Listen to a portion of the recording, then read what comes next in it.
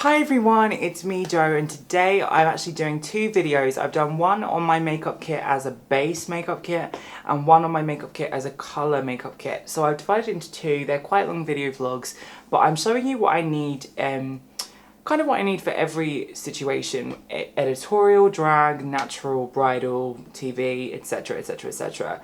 Now I've eaten my lip gloss off as I've gone on in this video, so please, I apologise for that.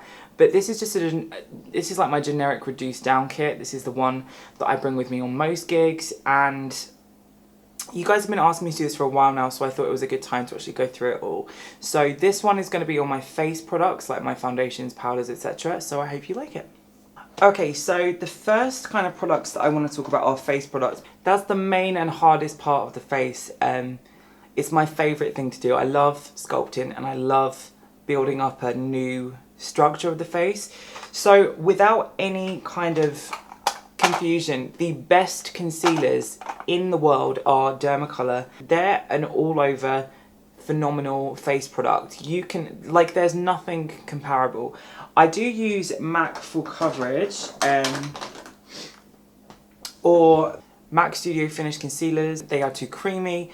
They're not comparable to Dermacolor. Dermacolor concealers are far better. They're like thicker and more stable, but the same kind of texture. So you can blend them into absolutely nothing if you want to. You can mix them with a moisturizer or apply them over a moisturizer, and they will completely and utterly give a flawless tinted moisturizer-like finish, or you can apply it in a drag style and they actually have the same effect as a pan stick. Any good moisturizer under them will be the one. And I'm not going to talk about skincare in this video, I'll talk about that in another one, but that's without question, they are the best concealers ever. They're so cheap. You can get them on extrememakeup.co.uk.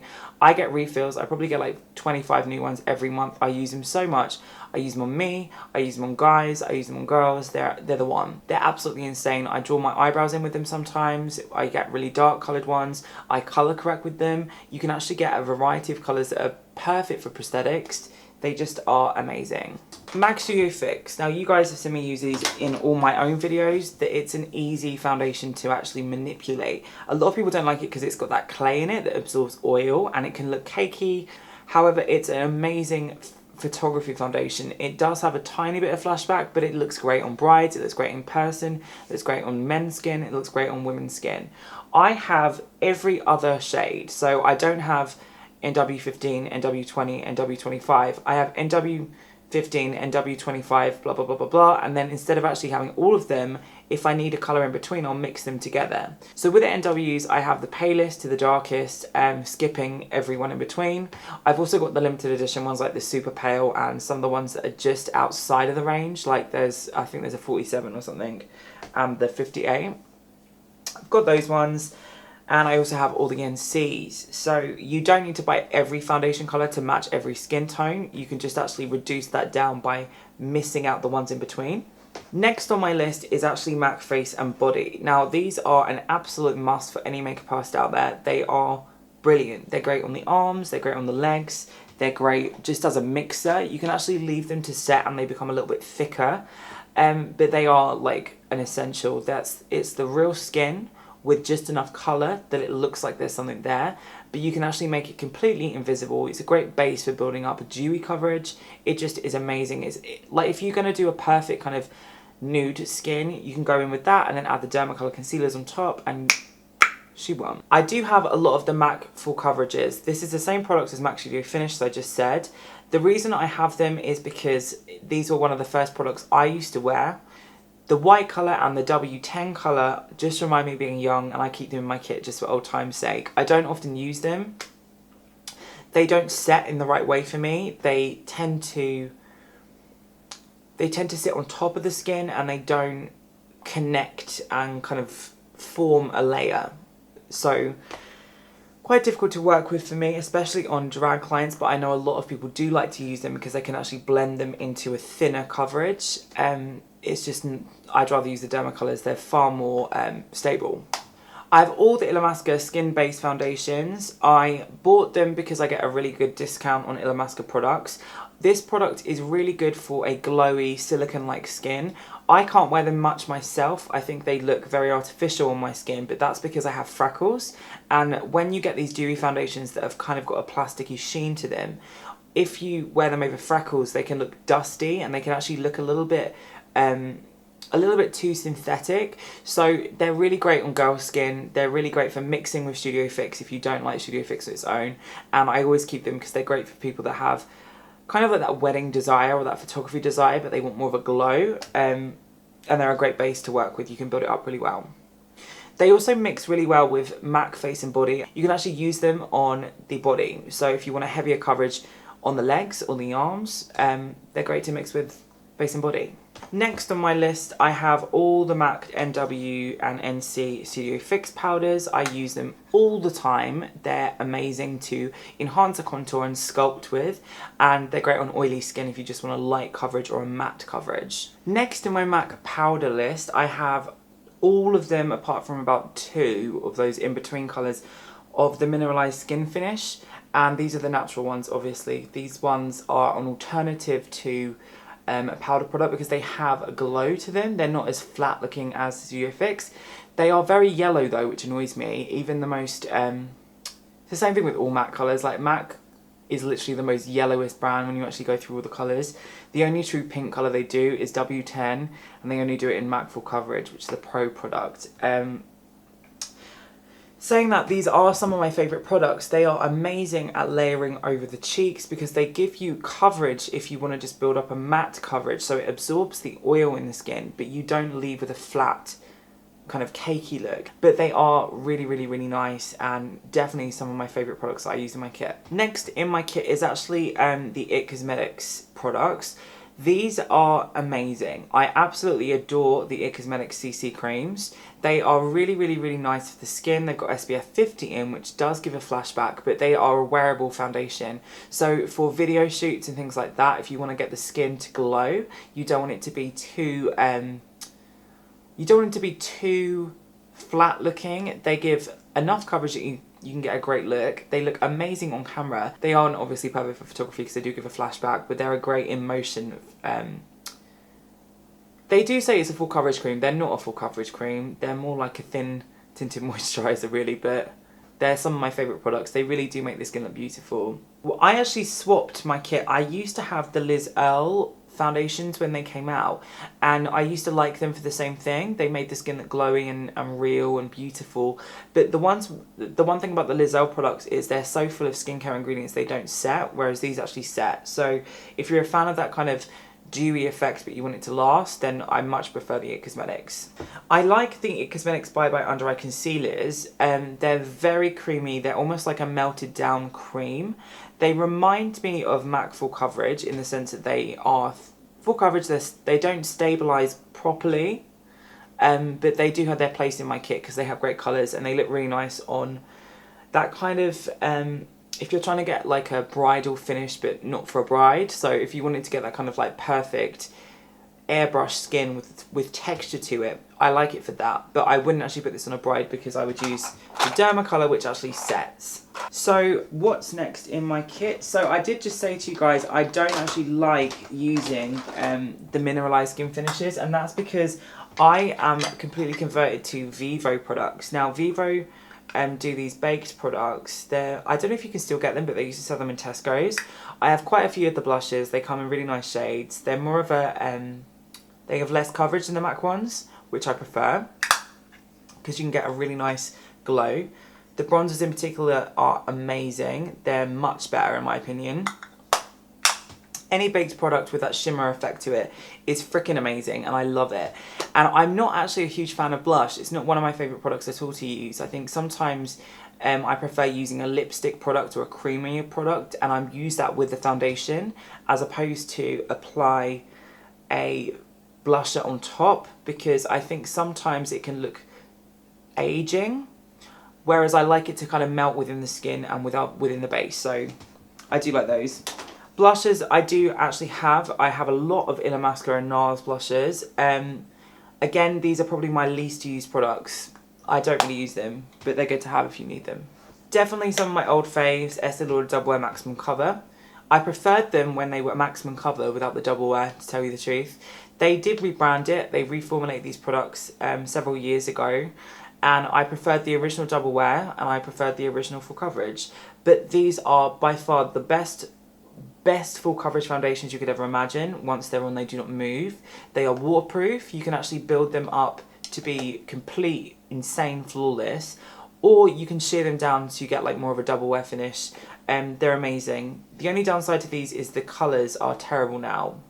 So to combat that, Illamasqua Rich, I don't even know if they do this product anymore. They did do this product when it came out, and I've loads in my stock because this is the same thickness as Estee Lauder Doublewear Maximum Cover, but it's like so crap. It's the most awful foundation to actually use on its own. If you put this on someone's face, even a really pale person's face, they will look like a chalkboard. It doesn't set. It doesn't like when I started YouTube, I got sent loads of products from Illamasqua to actually do a video about, and I was told that the original product developer she left to become some sort of food baker or something. And I think if you look at all the products when they started, they're all kind of like heavily smelling of icing and jam-like textures, and they're slightly a little bit too much for the price range perhaps. And I think when David Horn came and redeveloped a lot of the stuff, they brought in some actual usable products, but when Illamasqua started, it was crazy.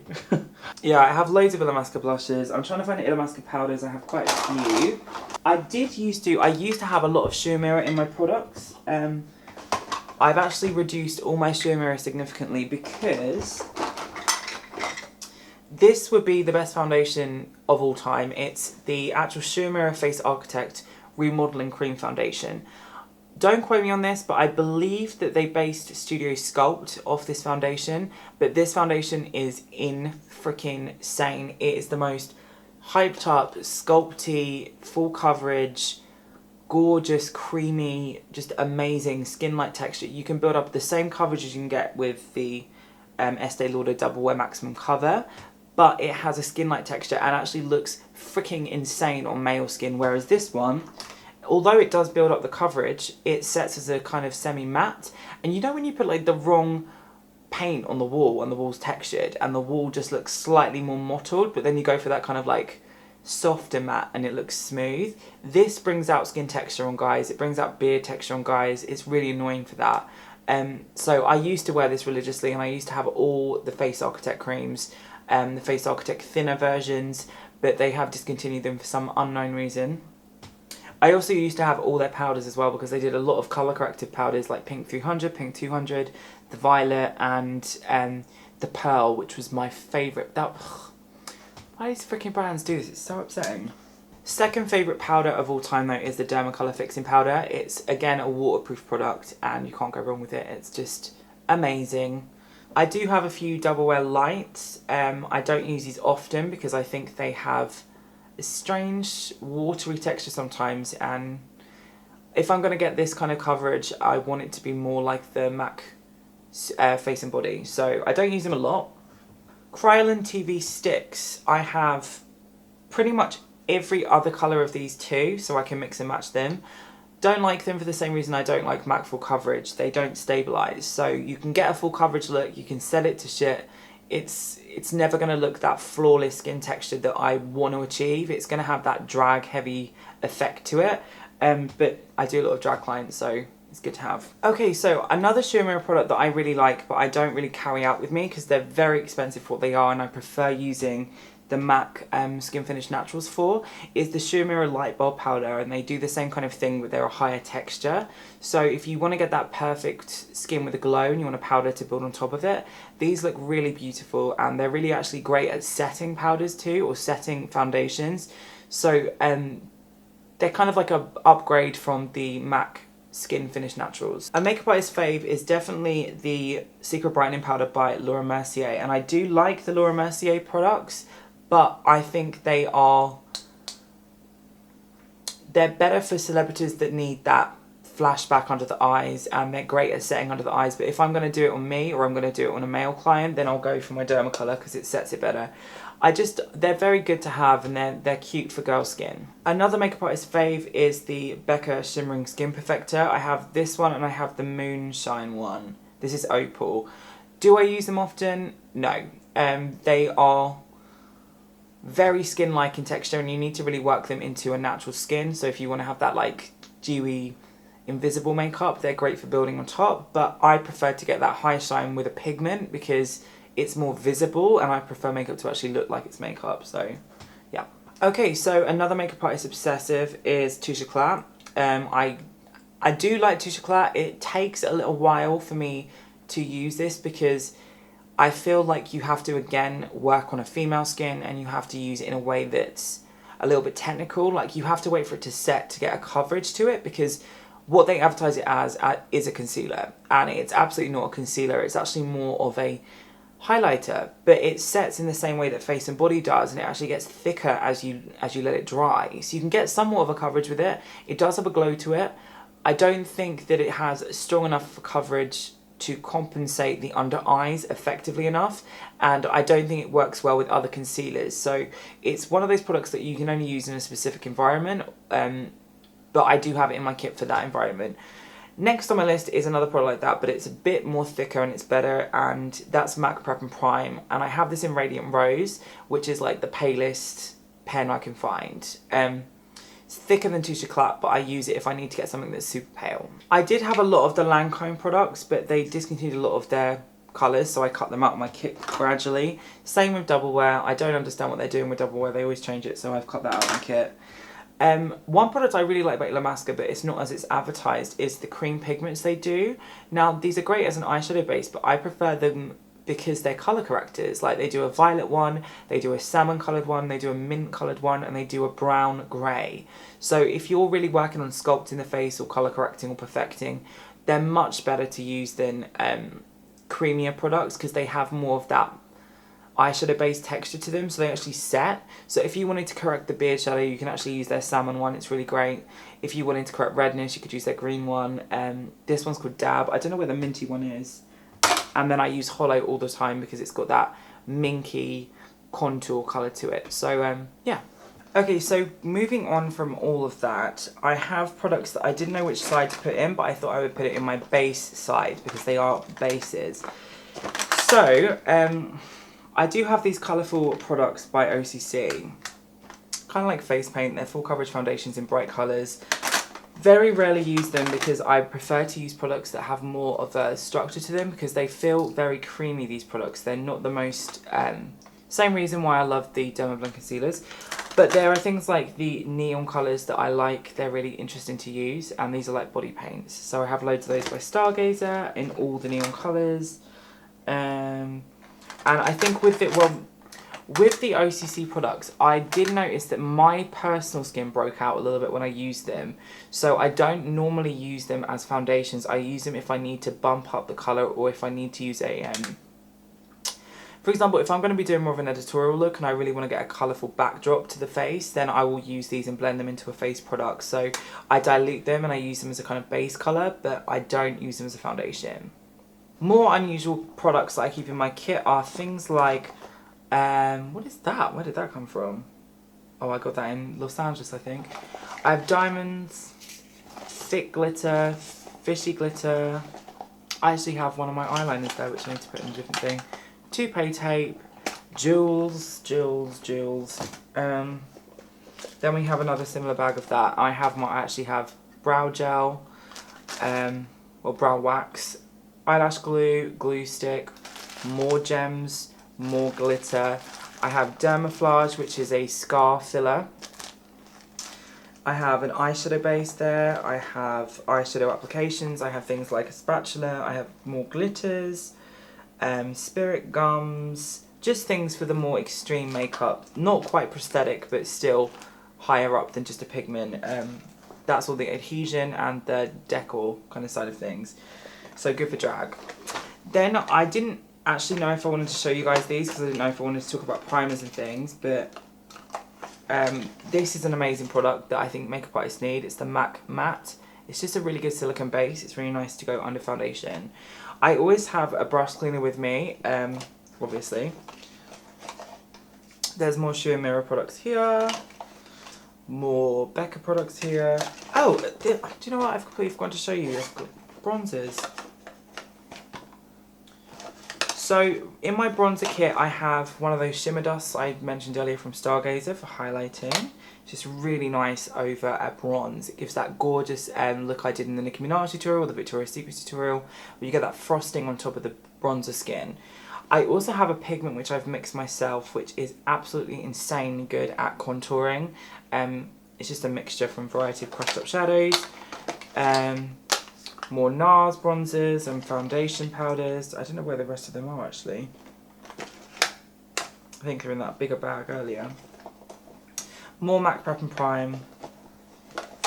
And yeah. So that pretty much was all my base kit. That was the face stuff. Some of the primers and things I'm not going to mention because I think they're more skincare. I do have a lot more primers, skincare, eyeshadow primers, things like that I haven't mentioned. I also have a lot more products in my personal kit because I use a little bit weirder products sometimes. I also have another kit completely which I have at my other house. So I have a bit of a variety of kits, but this is my essentials kit and I hope you enjoyed that one. Don't forget to write your questions in the comments below. I really hope you enjoyed that one. Give me a thumbs up if you did. Check out my other one on eyeshadows and all the colourful stuff. Because that one I think is a little bit more important because it's more about my philosophy as a makeup artist. So check that one out.